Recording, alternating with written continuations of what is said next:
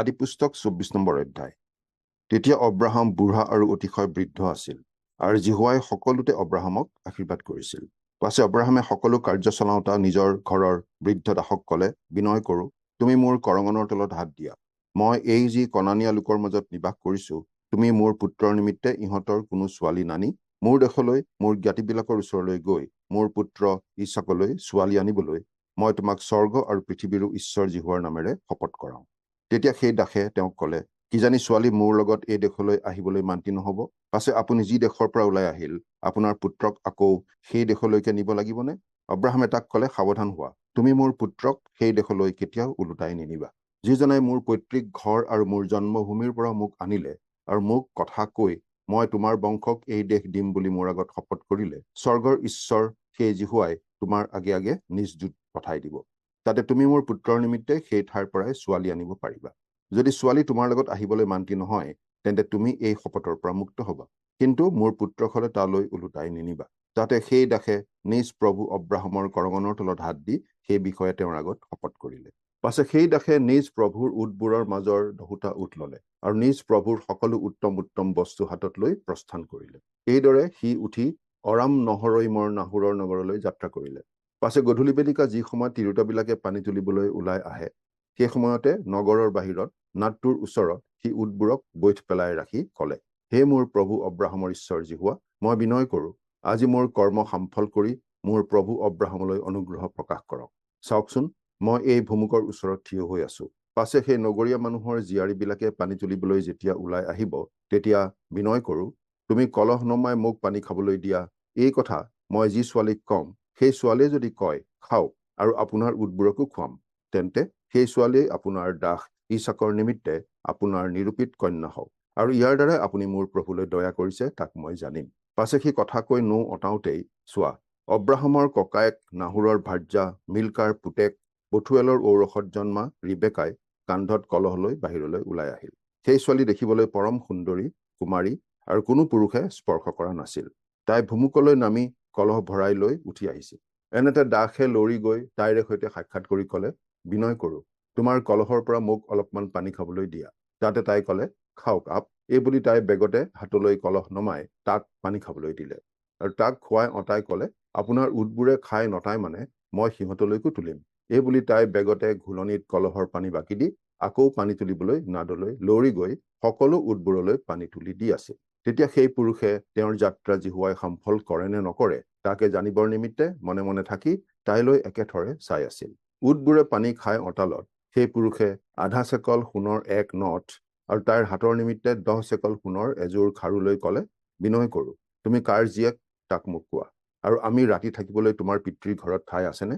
তাতে তাই ক'লে, মিলকাই নাহুৰলৈ প্ৰসৱ কৰা পুত্ৰ যি বথুৱেল, মই তেওঁৰে জীয়েক। তাই তাক আৰু ক'লে, আমাৰ তাত খেৰ আৰু দানা বহুত আছে, আৰু ৰাতি থাকিবলৈ ঠাইও আছে। তেতিয়া সেই পুৰুষে মূৰ দুৱাই জিহুৱাৰ আগত প্ৰণিপাত কৰি ক'লে, মোৰ প্ৰভু অব্ৰাহামৰ ঈশ্বৰ জিহুৱা ধন্য। তেওঁ মোৰ প্ৰভুলৈ অনুগ্ৰহ আৰু সত্য আচৰণ কৰিবলৈ এৰা নাই, আৰু জিহুৱাই মোক মোৰ প্ৰভুৰ জ্ঞাতিবিলাকৰ ঘৰৰ বাটেদি আনিলে। পাছে সেই ছোৱালীয়ে লৰি গৈ নিজ মাকৰ ঘৰৰ বিলাকক এই সকলো কথা ক'লে।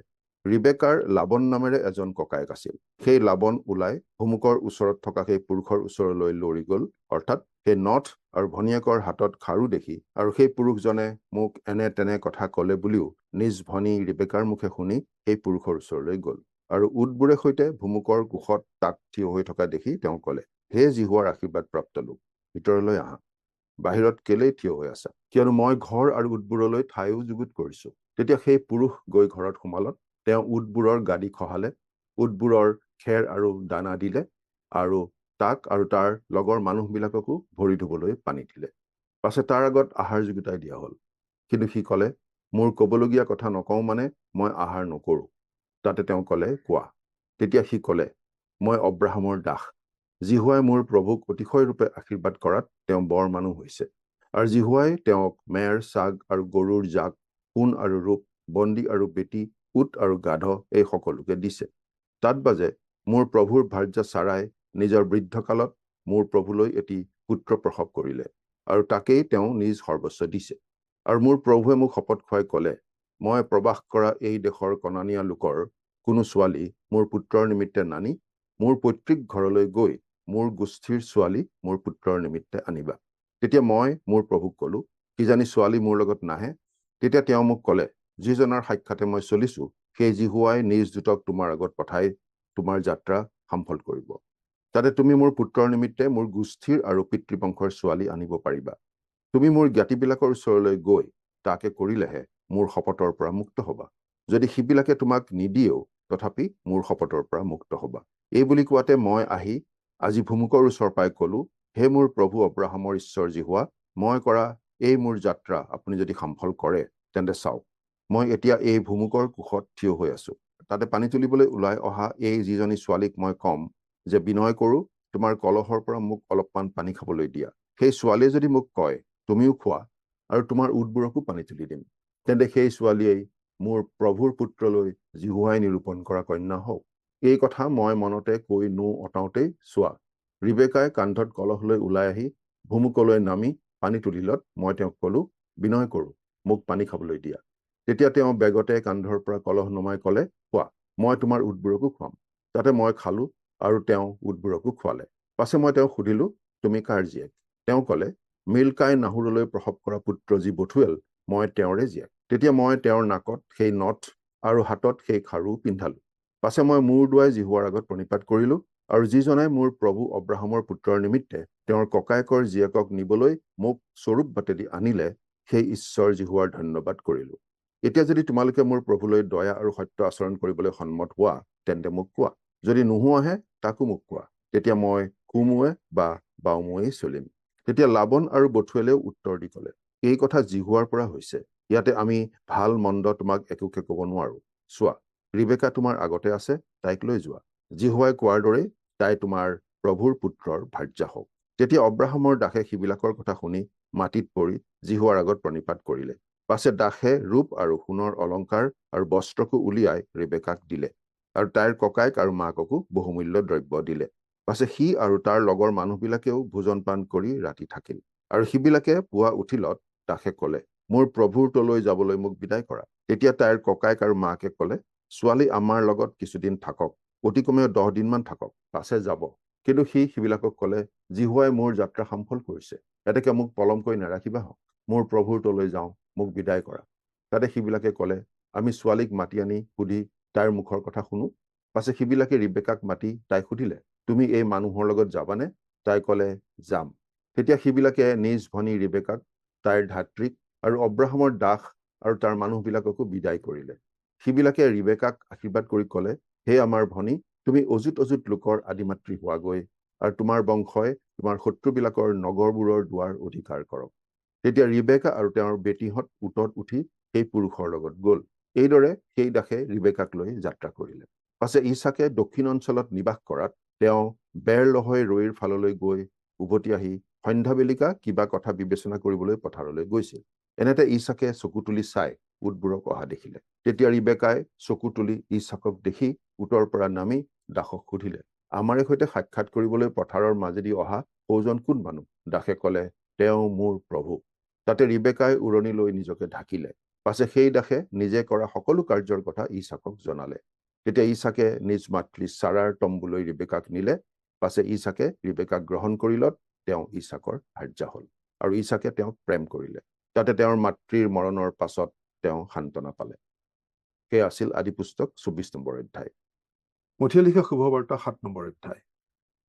তোমালোকে পৰৰ বিচাৰ নকৰিবা, তেহে তোমালোকৰো বিচাৰ কৰা নহব। কিয়নো যেনেকুৱা বিচাৰেৰে তোমালোকে বিচাৰ কৰা, তেনেকুৱা বিচাৰেৰে তোমালোকৰো বিচাৰ কৰা হব। আৰু যি জোখেৰে তোমালোকে জোখা, সেই জোখেৰে তোমালোকলৈকো জোখা হব। তুমি নিজৰ চকুত থকা চটিলৈ মন নকৰি ভাইৰাৰ চকুত থকা কুটাডালিলৈ কিয় চাইছা? আৰু চোৱা, নিজৰ চকুত চটি এডাল থাকোঁতেই তোমাৰ চকুৰ পৰা কুটাডালি উলিয়াবলৈ দিয়া, এই কথা ভাইৰাক কেনেকৈ ক'ব পাৰা?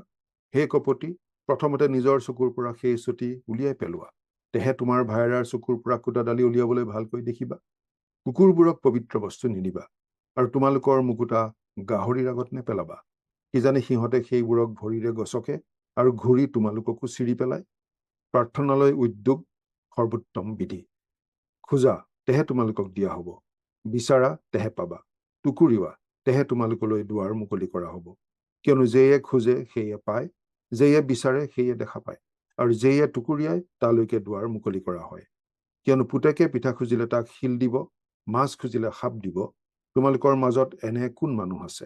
এই হেতুকে তোমালোকে দুৰ্জন হৈও নিজৰ সন্তানক যদি ভাল বস্তু দিব জানা, তেন্তে তাতকৈও তোমালোকৰ স্বৰ্গত থকা পিতৃয়ে তেওঁত খোজাবিলাকক ভাল বস্তু নিদিবনে? এতেকে সকলো বিষয়তে লোকে তোমালোকক যেনে ব্যৱহাৰ কৰিলে তোমালোকে ভাল পোৱা, তোমালোকেও তেওঁবিলাকক তেনে ব্যৱহাৰ কৰা। কিয়নো এয়ে বিধান আৰু ভগৱতীসকলৰ বাক্যৰ সাৰ। স্বৰ্গীয় পথত চলিবৰ উদগনি। ঠেক দুৱাৰেদি সোমোৱা, কিয়নো যি দুৱাৰে আৰু যি বাটে সৰ্বনাশলৈ নিয়ে, সেই দুৱাৰ বহল, বাটো মুকলি, আৰু সেয়েদি সোমোৱাও অনেক।